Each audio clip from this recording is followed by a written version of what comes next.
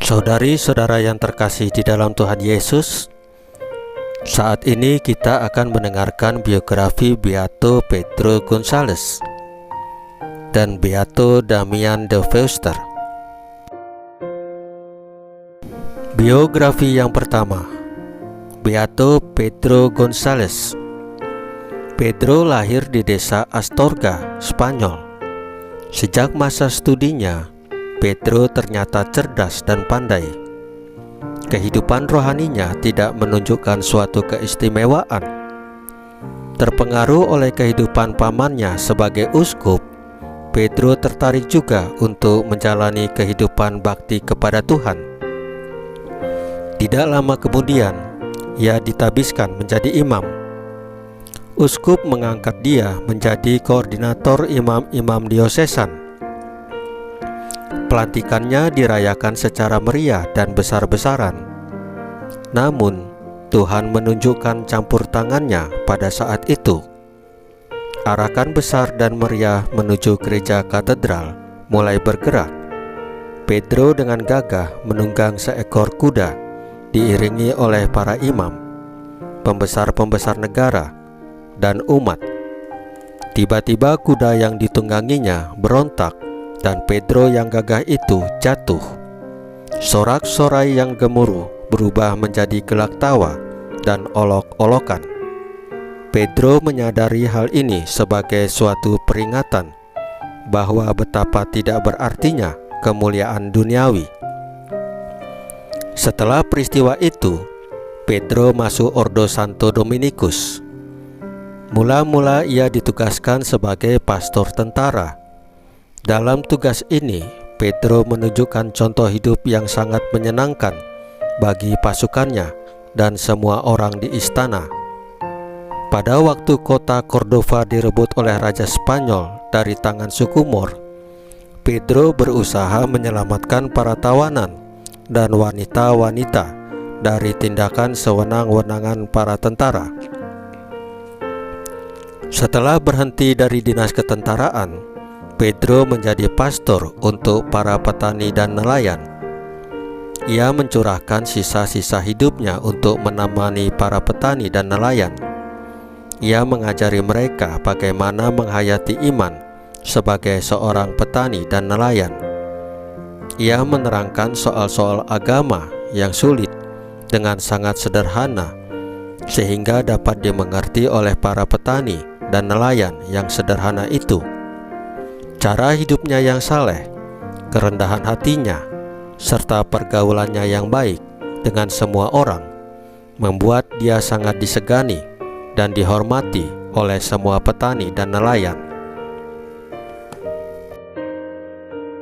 Biografi yang kedua, Beato Damian de Veuster.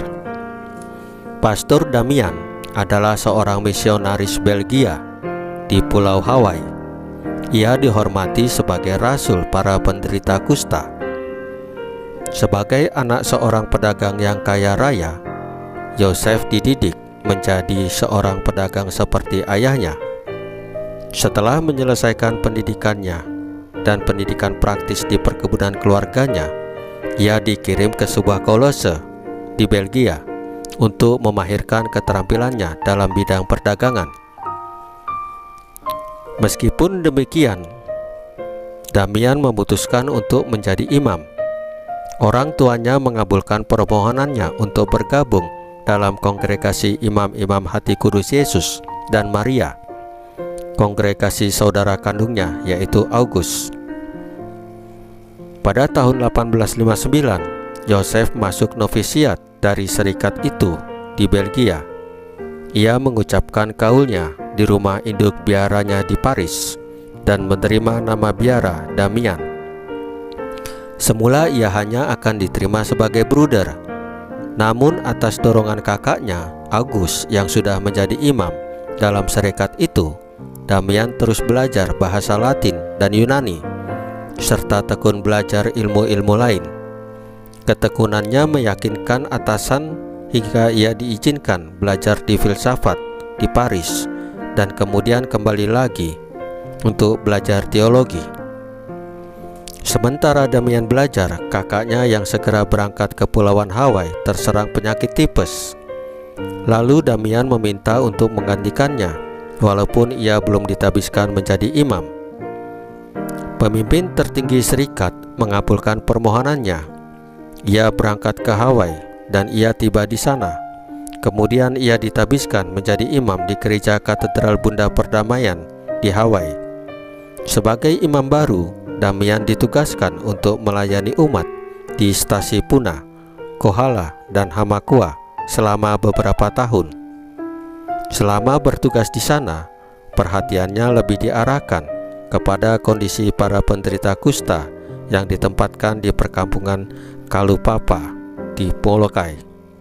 Di daerah koloni ini tidak ada seorang dokter dan imam yang tinggal menetap untuk melayani para penderita kusta itu. Karena itu, Pastor Damian mengajukan permohonan kepada uskup untuk menjadi misionaris bagi para penderita kusta di Molokai itu. Untuk itu, ia mempersiapkan diri secukupnya dalam hal keterampilan merawat orang sakit, mulai dari membalut luka sampai memotong anggota badan yang membusuk. Pastor Damian tiba di perkampungan kusta.